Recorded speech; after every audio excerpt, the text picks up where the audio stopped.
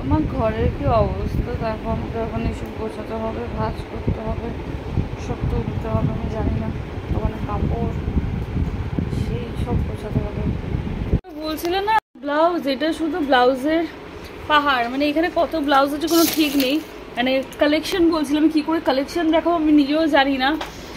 আমার এটা শুধু টেলার, আরও ব্লাউজ আছে দেখো, আরও ব্লাউজ আছে দেখো। এটা শুধু মানে কি বলবো, এরকম আরও কত ব্লাউজ আছে তার নাই ঠিক। এটা তো শুধু টেলার, এই আলমারি ছোট আলমারি, নিচে বড় আলমারিতে আরও ব্লাউজ আরও ব্লাউজ। আমি মানে কী করেছি আমি নিজেও জানি না। আমি কি এই দেখো না, ব্লাউজই ব্লাউজ, লাল ব্লাউজ কত, রানী ব্লাউজ এই একটা, স্লিভলেস এই একটা, আরও কত আমি জানি না, আমি জানি না। এখনও নতুন শাড়ির কালকে যেগুলো আনলাম সেইগুলোর ব্লাউজ। জাস্ট মাথা খারাপ হয়ে যাচ্ছে গোছাতে গোছাতে, পারছি না গো সামলাতে। কি করে সামলাবো জানি না। আলমারিতে মনে হয় স্পেস নেই, 6-7টা আলমারি পুরো ভর্তি ব্লাউজ শাড়ি।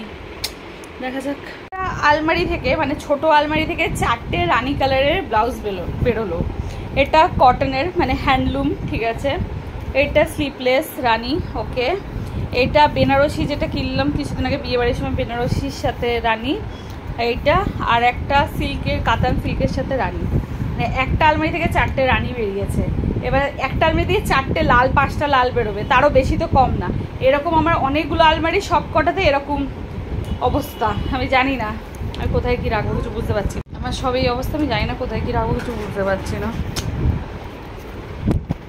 এবার রেড আর মারুনটা একসাথে দেখাচ্ছি, ঠিক আছে। এই একটা মানে কাতান সিল্কের লাল ব্লাউজ, ওকে।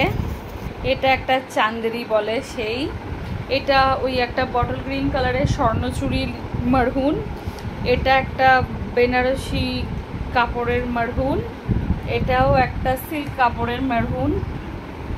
মানে লাল, মানে লাল আর মারহুন মিলিয়ে 1টা 2টো 3টে 4টে 5টা একটা আলমারি দিয়ে বেরোচ্ছে। এরকম সবকটা আলমারি দিয়ে লাল, মেরুন, নীল, রানী সব বেরোবে।